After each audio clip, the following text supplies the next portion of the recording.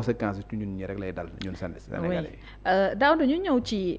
président de la République gouvernement bi également moom def na ay amendement parce que gis nañu ci avant projet bi yenn ci nekkoon ñu indi si ay soppite nañu ñëw ci demande bi nga xamante ne d'ailleurs ñoom député yi rejeté nañ ko ndax ministre Moussa Sarr bi mu ñëwee démb dafa daal di sàkku ci alinéa 6 bu article 42 bi nga xamante ni ñu ngi ciy wax ne en concert avec le premier ministre dans l'élaboration de la politique de la nation foofu noonu gis na ni ñu dindi ko la ci bëggoon donc nga xamante ni gis nañu député yu Pastef fii dañ cee rek daal di opposé wu te pourtant en tout cas bëgg-bëgg la woon boo xamante ni président moo ko defoon ba dugal ko ci biir avant projet waaw foofu quand même du ma comprendre le président Diomaye du ma comprendre le gouvernement parce que ñoom ci seen projet de loi bi mu ngi ci woon la même proposition nan laa koy wax sax pour ne pas confondre proposition de loi projet de loi voilà li nga xamante ne defoon nañ ko ci seen projet de loi boobu moom la ñuy reconduire ci seen proposition de loi bi sur ce plan là y a pas de différence donc je comprends pas aujourd'hui que ngay ñëw nga ne da nga koy dindi parce que dañ ne woon dañu bëgg a renforcer véritablement le premier ministre ñëw ne la politique de la nation dañ koy définir en concertation avec le premier ministre loolu lañ proposé woon même si comme ni ma waxee sànq moi je suis pas d'accord avec ça sama xalaat laa wax parce que je considère que c'est le président de la République qui a été élu par les Sénégalais moom moo war a définir la politique de la nation. Exactement. Et le premier ministre bi mu nommé avec son gouvernement ñoom ñoo war a exécuter cette politique là bi nga xamante moom la définir man loolu laa gëm maintenant nag moom moo defoon xam nga en concertation avec le premier ministre. Oui. moom moo ko defoon tey jii moom moo ñëwaat également bëgg ñu dindiwaat loolu voilà yaa mal doon boo xoolee également lu mel noonu également defaat na ko si proposition maître Moussa Sarr mooy dans le projet dans l'avant-projet du président Bassirou Diomaye Faye il était dit que le président de la République dootul nekkati chef de parti dootul nekkati chef de coalition de parti dans l'alinéa 2 de l'article 38 waaw donc ñoom ñoo ko defoon ci projet de loi aujourd'hui dans la proposition de loi bu les députés de Pastef mu ngi ci tey nga ñëwaat nga ne loolu nañ ko dindi ay consort yaa mal doon voilà ça que de yow tu te dédies quelque part yaa wu sur deux choses yu nga xamante ne tu te dédies la nga proposé woon ba nga yóbbu woon ko sax conseil constitutionnel ba conseil constitutionnel daal di ne la daal di koy valider ànd ci loolu nga bëgg a ñëw également bu ko dindiwaat ça veut dire que si diggante bi am na lu nga xamante ne évolué na ci sa discours am na lu nga xamante évolué na ci li nga xamante moom nga bëggoon et là ça me pose problème man ça pose problème est-ce que tamit du indi recul ñu dellu ci lu ñu nekkoon parce que loolu lañ bëggoon soppi déjà entre temps ñu gis le président tamit mi ngi bëgg a dérouler ci coalition am et peut-être éventuellement préparer wu politiquement ci lii ñëw te loolu dina soxla implication am ndax du waralul tamit président rocceeku ci la mu bëgg a rocceeku ci la mu waxee woon foofu laay waxee li ma wax sànq ci assemblée nationale loolu lay waxaat ci moom on ne fait pas des textes pour xool li nga xamante moo ñuy arrangé ci moment M bi ka nga nekk président de la République nga def projet de loi ka mu nekk assemblée nga def proposition de loi ay textes bu ñu koy bind waruñu xool suñu bopp dañuy xool askan bi dañuy xool li nga xamante ne moom moo gën a arrangé askan bi on a toujours dit et je pense que loolu noonu xëy ñu rek ñu daal di koy bind ce sont des concertations yu nga xamante ne le président Bassirou Diomaye Faye moom moo ko woote woon ci loolu noonu y avait des concertations yu ñu woote woon ils avaient dit que le président dafa war a nekk ko nga xamante ne dafay nekk sur un piédestal au-dessus de la mêlée dafay nekk ko nga xamante ne wax dëgg yàlla nekk fi di régler ay problème mu parti et consort nañu bàyyi parti politique yi ñoom ñuy def seen i meeting xam nga def seen i tournée def seen li ñuy def yow président la nga focus sur li nga xamante ne moom mooy askan bi ay préoccupation askan bi nga xamante ne moom nga waatoon devant le peuple sénégalais donc loolu moo waraloon proposition boobu nga xamante ne c'est des assisards ñoom ñoo ko defoon ñoo ne le président de la République warul nekk chef de parti warul nekk chef de coalition nga fekk leen ci loolu daal di koy def ci avant projet xam nga waa assemblée nationale jël proposition la fekk si waat la ci loolu nga ñëwaatee bëgg a dindiwaat loolu foofu laay wax ne c'est quelque chose que je ne comprends pas voilà moi je suis d'avis que le président de la République dafa war a nekk ko nga xamante il est au-dessus de la mêlée maintenant le président de la République si soppite yi ñu def léegi xam nga dañu waxoon ne le président de la République la candidature boog à la présidentielle est proposée par un parti politique une coalition de partis politiques wala un indépendant xam nga une coalition de personnalités indépendantes lañ defoon mais léegi un indépendant lañ def xam nga tey rien n'interdit suba le président Bassirou Diomaye Faye bëgg a bokkaat élection en 2029 fekk mu génn ci parti parce que jusqu'à présent mi ngi biir Pastef du indépendant jusqu'à présent mu ngi biir Pastef comprends nga oui donc jusqu'à présent mi ngi biir Pastef donc à supposer que mu génnoon ci Pastef 1 an avant élection yi bu boobaa mën nañ ko considérer comme indépendant au sens de la loi du code électoral à partir de ce moment là mën na proposer sa candidature xam nga de déposer sa candidature en tant qu'indépendant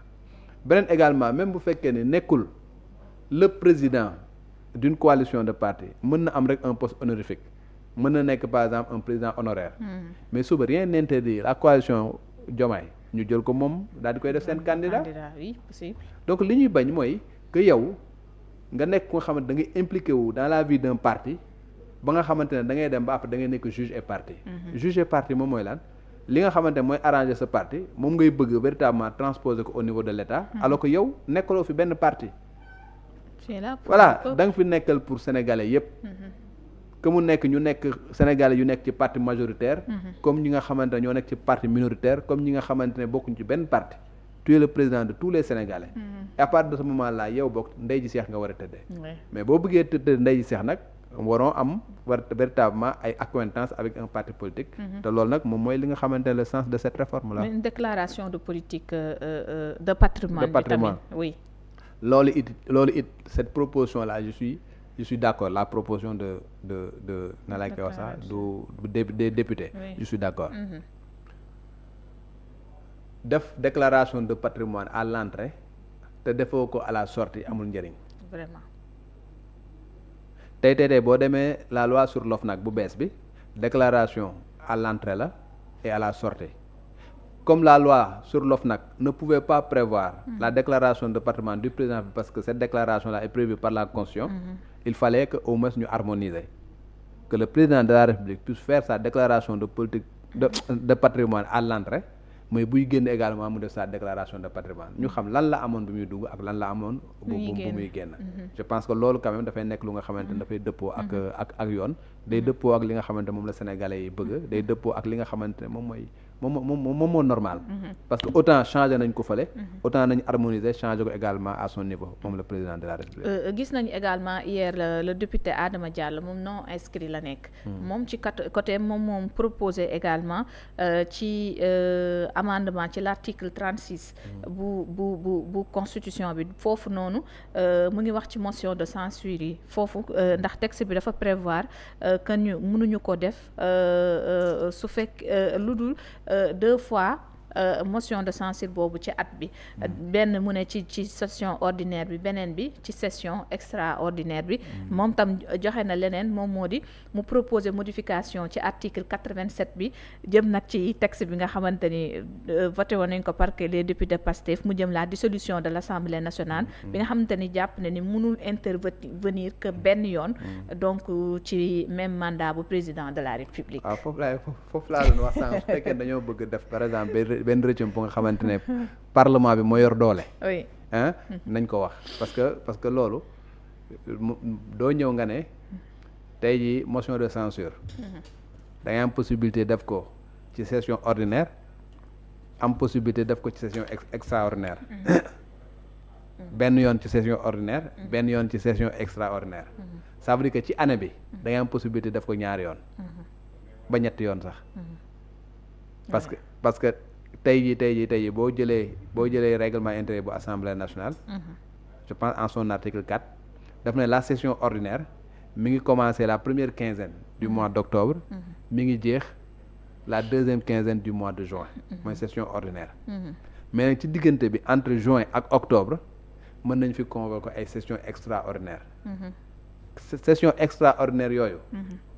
ki nga xamante ne mooy président mën na ko demander mais député yi également mën nañ ko demander donc député yi mënoon nañ toog session extraordinaire ñu daal di koy demander convoquer ko mu ñëw ñu door motion de censure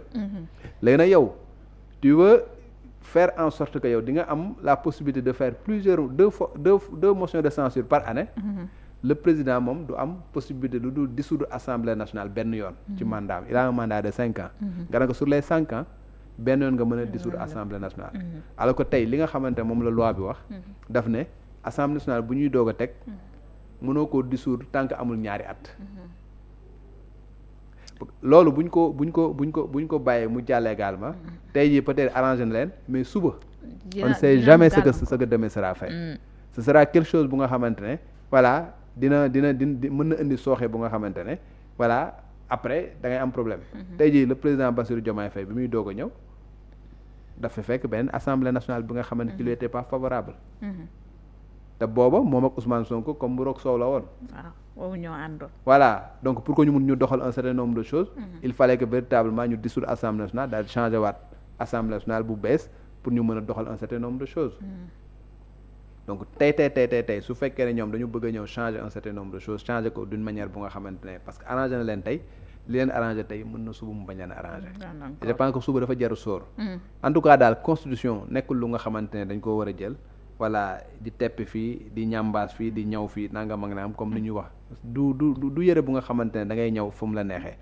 waaw constitution bi daal ndeyu charte réew la mooy régir le fonctionnement d'un pays